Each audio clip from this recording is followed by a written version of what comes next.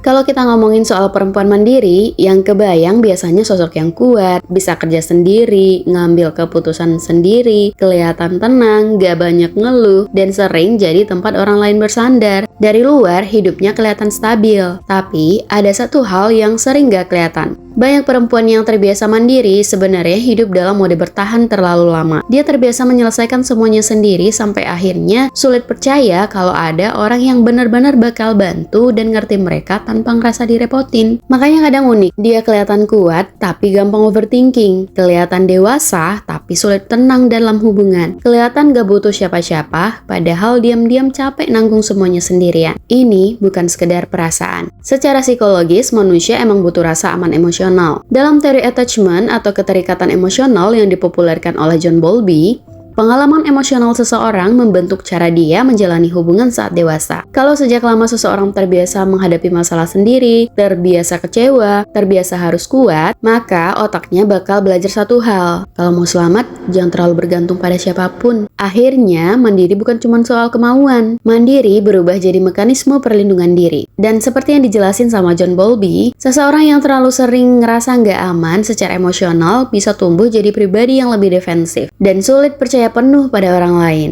Banyak perempuan bahkan gak sadar kalau dirinya sebenarnya capek karena terlalu lama dalam posisi yang harus kuat. Dia jadi sulit bedain mana kekuatan yang sehat dan mana kebiasaan bertahan karena takut terluka lagi. Makanya ada perempuan yang kalau ditanya, "Kamu kenapa gak cerita?" Jawabannya hampir selalu, "Gak apa-apa, aku bisa sendiri." Padahal belum tentu benar-benar gak apa-apa. Karena bisa aja saat dia butuh dipahami, mungkin gak ada orang yang benar-benar hadir. Atau saat dia coba bergantung sama orang lain, dia malah dikecewain. Akhirnya dia belajar untuk gak terlalu berharap banyak sama orang. Dan dari situ rasa aman mulai sulit terbentuk. Karena rasa aman itu bukan tentang ada orang di dekat kita. Rasa aman itu adalah ketika kita gak merasa harus jaga diri terus-menerus. Masalahnya, perempuan yang terlalu lama mandiri sering sulit menurunkan pertahanannya. Bahkan saat ada orang baik yang datang, dia tetap waspada, takut kecewa, takut ditinggalin, takut terlalu berharap, takut bergantung, takut nanti harus menanggung sakitnya sendirian lagi. Jadi, walaupun dia ingin dicintai, ada bagian dalam dirinya yang tetap siaga, dan itu melelahkan. Kadang dia sendiri bingung. Kenapa ya aku sulit percaya? Kenapa gampang curiga? Kenapa sulit tenang padahal pasangan gak ngelakuin kesalahan besar? Jawabannya seringkali bukan karena dia berlebihan, melainkan karena tubuh dan pikirannya terlalu lama hidup dalam keadaan harus siap menghadapi kemungkinan terburuk.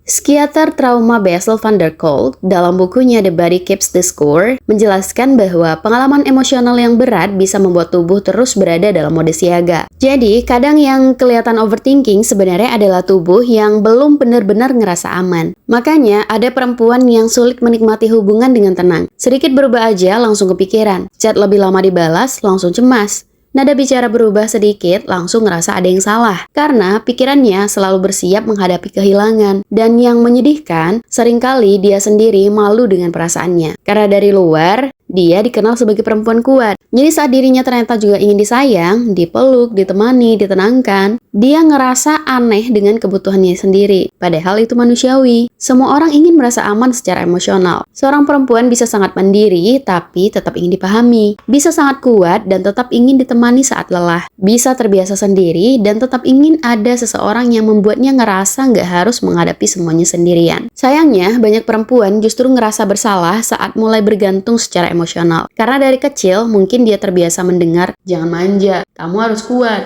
Jangan terlalu berharap sama orang lain." Kalimat-kalimat seperti itu terlihat biasa, tapi lama-lama membentuk cara seseorang memandang hubungan. Akhirnya dia ngerasa kebutuhan emosional adalah kelemahan. Padahal kebutuhan emosional itu normal. Yang gak sehat itu justru ketika seseorang terlalu memaksa diri buat kuat setiap saat. Dan perempuan yang terlalu mandiri seringkali tidak tahu cara beristirahat secara emosional. Bisa libur, dia bisa tidur, bisa diam di rumah, tapi pikirannya tetap aktif mikirin semuanya. Karena selama ini dia ngerasa kalau dia nggak ngontrol semuanya, hidup bisa berantakan. Makanya, kadang banyak perempuan mandiri sulit bener-bener rileks dalam hubungan. Dia terbiasa jadi penanggung jawab. Kalau ada masalah, dia yang mikir. Kalau ada kesulitan, dia yang cari solusi. Kalau ada kebutuhan, dia yang usahain. Dan ironisnya, semakin seseorang kelihatan kuat, orang lain biasanya makin lupa kalau dia juga butuh ditenangkan. Akhirnya, perempuan seperti ini sering terjebak dalam dua peran sekaligus. Di luar kelihatan tenang, di dalam sebenarnya capek. Dia juga orang yang selalu ada buat semua orang. Tapi tapi nggak tahu harus pergi ke siapa saat dirinya sendiri butuh.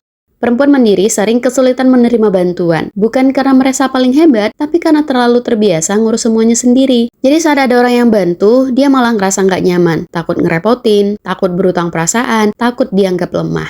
Makanya, kalau kamu punya pasangan, teman, atau keluarga yang seperti ini, kadang yang dia butuhkan bukan ceramah, bukan disuruh jangan overthinking, karena rasa takutnya nggak akan hilang hanya lewat kalimat sederhana. Yang dia butuhkan adalah lingkungan yang membuatnya pelan-pelan ngerasa aman untuk nggak selalu harus kuat.